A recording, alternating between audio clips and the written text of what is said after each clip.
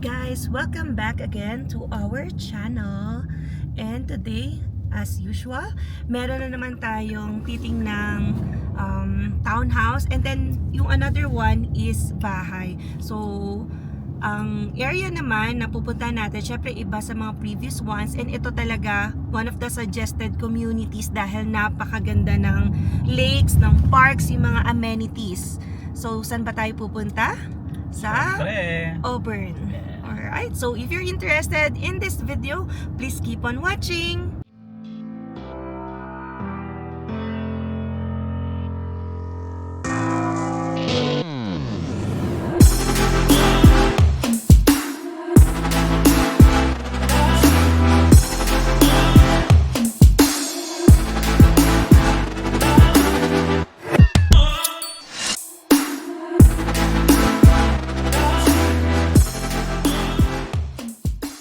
Ayan na guys, samahan nyo na naman kami sa another house tour. And sa mga nag-aas nga pala no, na kung ilang bahay ba ang aabutin nito. Syempre hindi natin masasabi kasi depende yan sa maraming factor. So kapag naka-experience naman kayo talaga sa process ng paghahanap ng bahay, hindi yan basta-basta. And lalo na ito yung I think biggest investment namin na gagawin sa aming buhay. Hindi naman yan katulad ng damit or sapatos na pag may nagustuhan ka, bibilin mo agad. Kukunin mo na. Maging maingat tayo dito. And syempre, limited din ang funds, kaya syempre, dapat pili mo talaga saan ba yung best house, best location na paglalagyan mo ng pera mo. Kasi mag-stay ka dyan lalaki yung bata. And then, dyan kayo, yan, magkakaroon ng happy memories as a family. Kaya dapat maayos din ang inyong mapipili. Kaya hindi dapat madaliin. Sabi naman guys, syempre, kung ano yung ma-approve ng bangko, syempre, yun susundin natin. Yes. Pero yun nga, sabi ko kay Emma, kahit condo lang kami, okay lang, walang problema. Kung talagang yun lang yung budget, di ba? Oo. Diba? At yun guys, no, diba, nakikita nyo naman yun, nakikita naming bahay. Hindi kami tumitingin ng 600 pataas. Yes, so diba? Kasi, mga sobrang mahal na. alam naman namin na hindi kami siguro papasok sa ganung range, no? Kaya doon lang muna kami sa mababa. So dream house muna yon. Kaya ngayon, starter home muna ang tinitingnan natin. And ang vlog namin yan, kung napapasin nyo nga recently, ay mga house tour. Kasi ngayon lang talaga kami may time. I think, yan, by next week guys, magiging busy na ulit kami. Hindi ko alam kung makaka-visit pa kami ng another like house or townhouse. So, we will see. Hindi to consistent. So, ngayon lang talaga kami na free. Kaya sinunod-sunod na namin. So, this is Auburn Bay.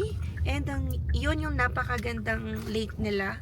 Nakalimutan ko lang anong pangalan. So, dyan kami na invite din nung nag-birthday party yung anak nila, sis and bro, sa aming Couples for Christ. And ito yung mga bahay dito. So, check muna tayo ng townhouse. Yun yung una. And then, first time natin titingin mamaya ng bahay na. Kasi alam nyo rin yung difference ng kapag kukuha ng townhouse versus yung duplex o kaya detached. Kasi napakalaki talaga ng monthly or maintenance fee, condo fee na sinisingil nila. So minsan talo ka rin. Pero yan, it depends eh. Napakamahal kasi ng detached ngayon. So makikita nyo. So dito I think dito tayo sa kaliwa.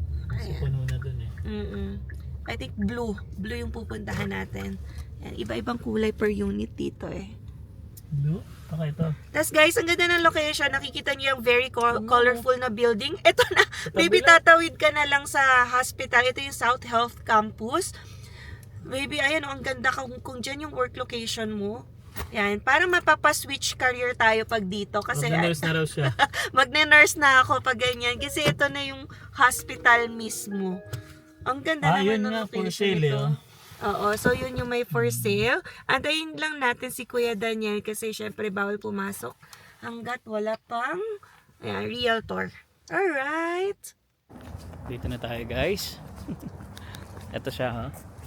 Yan. So ito yung style ng bahay dito sa Auburn. Yan. Sabi nga ni Emma guys, no, malapit siya sa hospital. Ayan lang yung hospital. So ito yung bahay. Okay. Ito si Kuya Daniel. He will try to smile more na down. When I show houses, I'm very focused. Yeah. You're really Very, focused very and dedicated.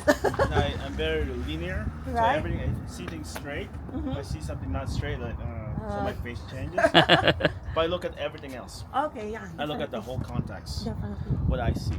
But that's why I'm so like I don't smile. But I'm sorry, I will smile more often. Okay, Yeah, I'm may actually a fun nagko-comment guy. kasi Oo na nga hindi eh. nag-smile si Kuya Daniel. Ngayon, see?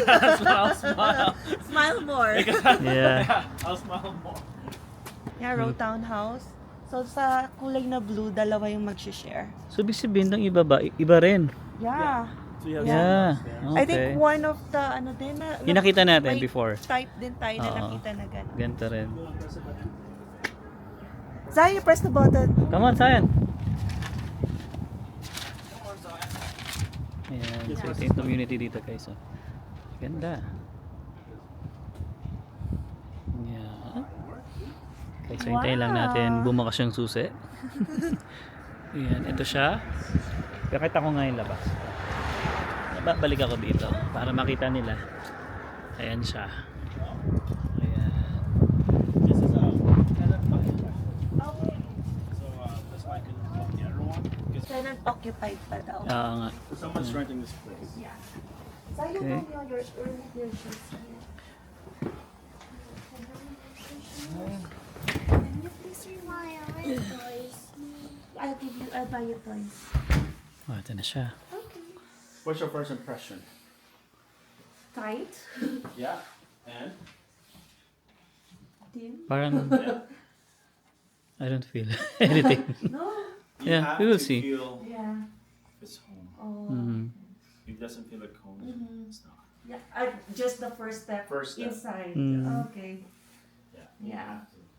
But this is somehow like the opening here is more spacious than the in Cranfield because it's not like the kitchen inside, but it's located there. Yeah. Sang ganun lang siya. Sang straight lang siya. Yeah, this is the furnace. Oh, nandito na yung furnace. Ah, dito na yung furnace. Mm. What? Oh, yeah. Is it kind of old? No, it's pretty new. Oh, Here's one thing. This place is nice to get started. yeah. It's just you're gonna have 3 neighbors. One Oh, yeah. downstairs. Yeah. That Yeah. side. I actually did not notice that in the picture that there's like a neighbor downstairs. When I hire photographers, Yeah. I hire good ones. Right. They do too. Right. Yeah, I did not Yeah, notice so ito, that because typical if only I know, that we will Microwave, be limited by the stove. neighbor downstairs. ref and dishwasher. I mean, there's nothing wrong with it Yeah. because these houses are actually made really well. Mm-hmm. They're gonna hear your tongue for sure, but it's not like Right. hear that. Like What? it's up to your life. Yeah, wait. Wait natin.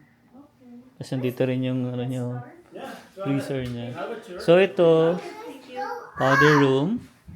Ito yung powder room niya. Yeah, medyo maliit lang siya ng konti, guys. Ano yan?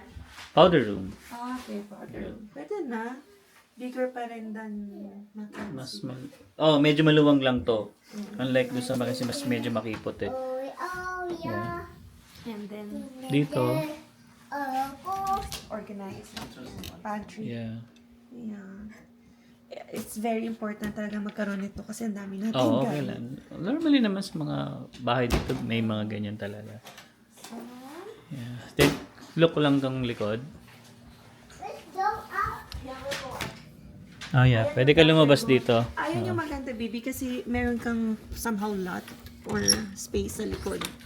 Diba? Yung Tingnan iba natin. na. Oo, meron. Sarili mo yung bakod. Mhm. Yeah. Na pwedeng maligo yung bata dyan, no? May pan-swimming pag summer. Yeah. May Okay. privacy. So, dito yung parking. Oh. Pinaka-parking slot mo nandyan. Yes, Sa area na yan. attached garage. Oo, walang attached garage kasi ito eh. Okay, let's Lock mo ha. Oo. Yeah. And this one is 2 bedroom. So tingnan natin sa taas. And was constructed 2013. Okay, 2013. So almost 11, 12 years na. So at least, ito, pagpasok mo naman Ito, yun nga, medyo maluwag to. Unlike sa mga nakikita natin sa Copperfield, medyo tight yun. Tight yung sala nun kasi nasa gitna yung kitchen. Yeah, correct. So, okay tayo. So, sabi nga ni Emma, 2 rooms to. Yan doon. Tingnan natin pa. That's the Let's go ahead. second bedroom or Masters. Oh, Ito yung master's bedroom. Okay. oh, yeah, but may fancy. Pasensya na guys, may gamit na kasi nga may nakatira pa dito. And meron siyang ensuite. Yeah. Ito yung kanyang washroom inside dito sa master's bedroom. Yeah, hindi siya ganun kalakihan. Pero pwede na. Okay na siya. Okay yung space niya. Hindi naman kayo masisikipan dito. Pati yung closet medyo maliit din. Tingnan nga, open mo nga. Yan lang. Yan, oh. of course, Hindi may siya gamit na. walk-in. Close natin yung ilaw. Medyo maliit. Actually, medyo maliit siya. May closet din doon. 2. Pero malilimit yung bed. Oo, You parang cannot get a bigger queen bed. lang siguro to. Oo nga, no? Queen size. So, hindi ka pwede mag-king kasi Oo, ano kasi na siya, tatama siya constructed dito. Okay. Sakto lang talaga siya sa queen size. Queen size. And this is Then the second room. laundry. Yeah, malamang laundry. Laundry. Yeah. Can I get down? Nagpabuhat na ikaw sa'yo. There's this is an attic. Oh, yeah. Mm. That's why they have that in this design. I can't get in there because it's a tenant. I'm not sure if there's storage up there. Yeah. They didn't give me permission to get in there. Okay. Yeah, One thing with attics, you cannot live in it. yes, just storage. Yeah. Just the luggages, right? Or, see, I'm very sensitive because I see things like this. It's called attic crane. Okay. Oh, this one. But it looks like Okay. attic crane to me. But John, the inspector, would know Yeah, definitely. because you need to know what's in there. Right? Why is it leaking that way? Yes, that can be. Yeah. There's 2 causes for that. Is that the insulation is not enough up there, Right? and the attic crane is melting too fast, Okay. or there's not enough circulation. That can be a big problem, right? No, it's common actually. Okay. It's very common. It just means that you need to insulate some part of the Okay. attic. Toys. You want toys? Ito, tingnan natin. Paano to? Okay, for lagayan ng storage mga din. towel. Yeah. So parang ano din? Ay. This one is the Ito naman. can be masters then, right?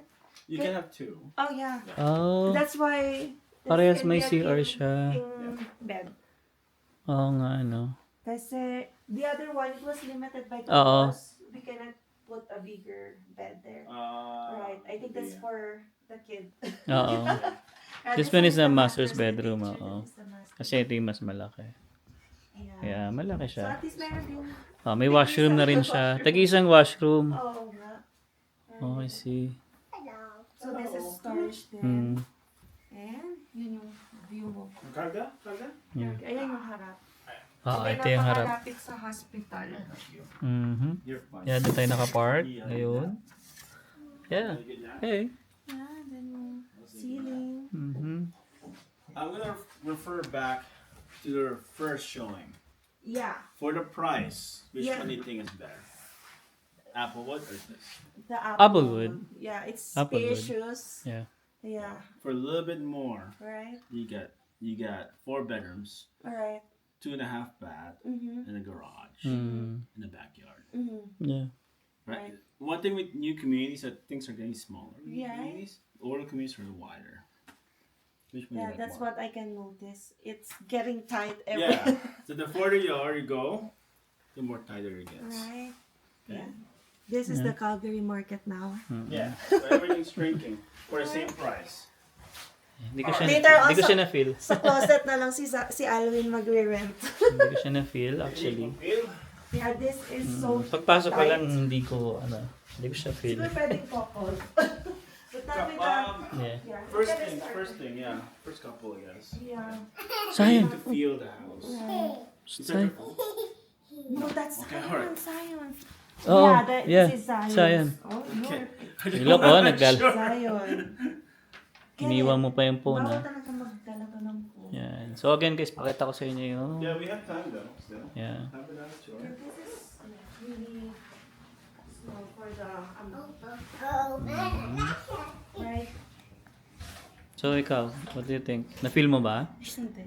Maliit siya. Compared sa syempre sa mga na-visit natin, same price range. Mm. Pero a lot of townhouses can be better than this. Yun lang naman yung opinion ko. Yeah. Tapos, meron kang neighbor sa baba. So, Oo. walang basement to, walang attached garage dahil merong occupant sa baba. And then, for separate yun na binibili kung gusto mo or yun nga. May Tapos owner dito nun. sa left and right mo, meron din kapitbahay.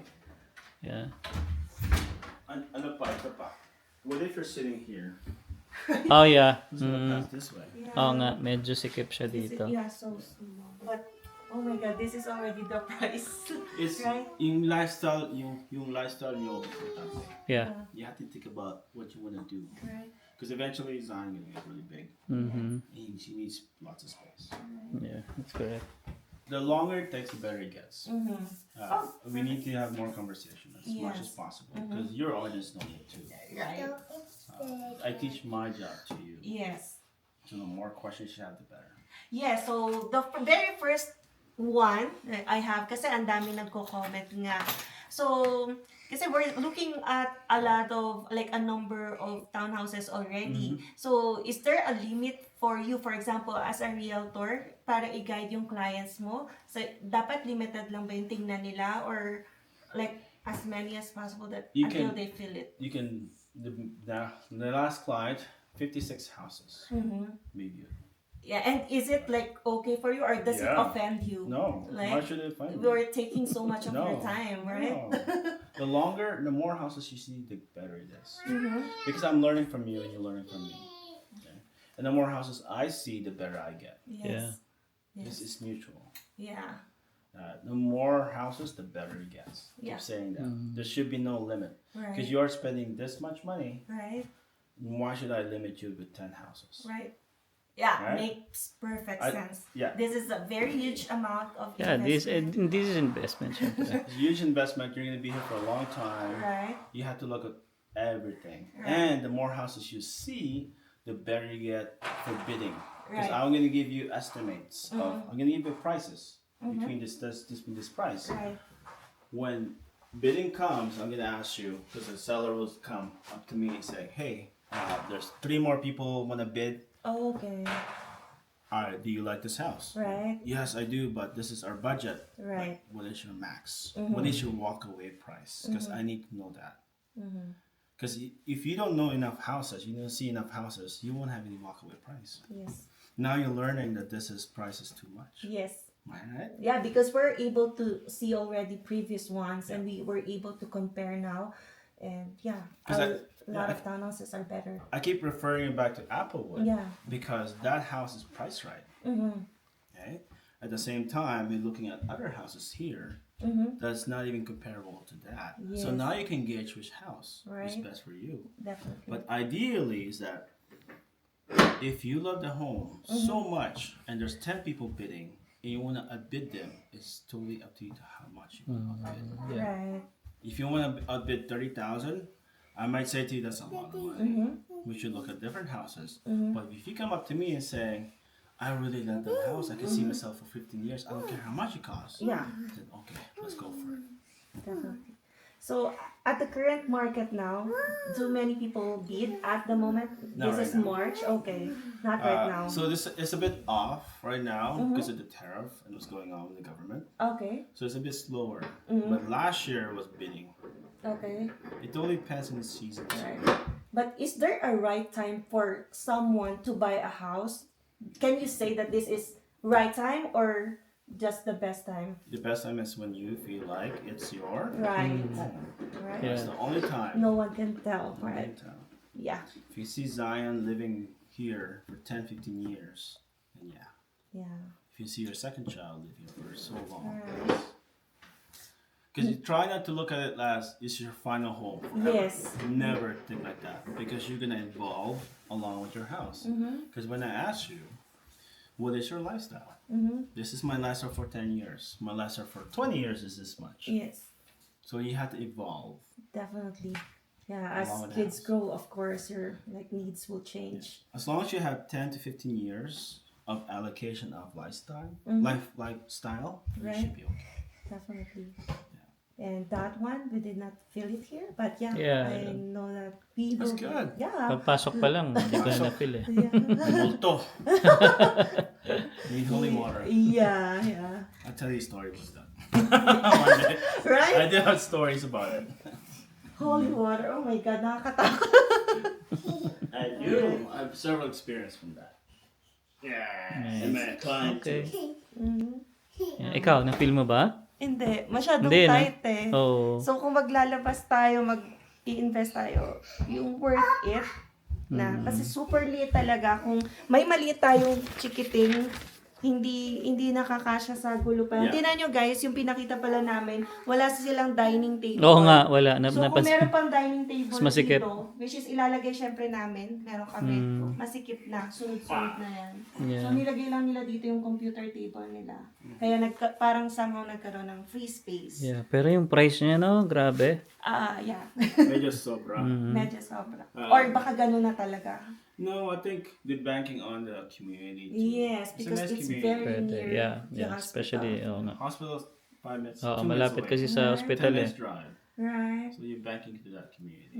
But at least we know already we will not be tricked by the picture. So it's really nice talaga na ma-visit mo in person because I thought that, for example, looking at this house, I thought there can be a basement. The whole although- house. Yeah, whole house. Yung pala meron sa ano sa ilalim. Magkahiwala, May- separate pala yung sa Yes, ilalim. may hagdan pala sa gilid. So, yeah, it looks can be deceiving. So, dapat talaga ma-check Ma-visit mo. at saka ma-visit mo talaga. Yeah, and the more, like I said, the more community we see, the better. Yes. This is your 4th community. Yeah, so speaking of communities, Kuya Danya, kasi we're, like, what you can notice, mga Southeast ang tina-target namin. Kasi we mentioned also to you, kasi nandito yung community namin, we go to the church sa Southeast. Pero, people are also mentioning we can try other communities, of course, in the Northeast or whatever quadrant. So, what else can you, like, recommend, like, other communities that we can check? There's part of the Southeast I would not go. Oh, well, There's like, part what? of the Northeast I would not go, and Northwest and so. Okay. So you can't just say Northeast, Northwest. It Okay. needs to be the. Like the part, like some part. We had to look at every house, and every file. Yes. Okay. So it's you not would know. just the quadrant, right? So it's like not all in the Northeast, for example, hindi naman lahat doon ay bad. So some points or areas lang. Oo naman. So, oo naman. Kuya Daniel will guide us. Ano yung, kung may nasend akong area also, baka sabihin na, wag dyan. The first thing, if you send me a message saying I like this house, I'll just say it's a nice house, but look at the community around you, Yeah. and it could be not as feasible for your child. The first thing I'll ask is that can you see your child play outside without you watching? Yeah. If you cannot see your child play outside without watching, then don't be there. You have to be in a safe feeling. Because you're buying a home, you're also buying a community. The more houses we do, the better. Yeah. Every house tour, every showing is a learning opportunity naman, din. Yan kasi hindi nga madaling kumuha at learn. Alright. So yun guys, nakita nyo naman, very quick lang yung tour dahil yung landing talaga yung makikita inside the townhouse. And ang price nga pala nun ay, ito, check natin ulit. Grabe.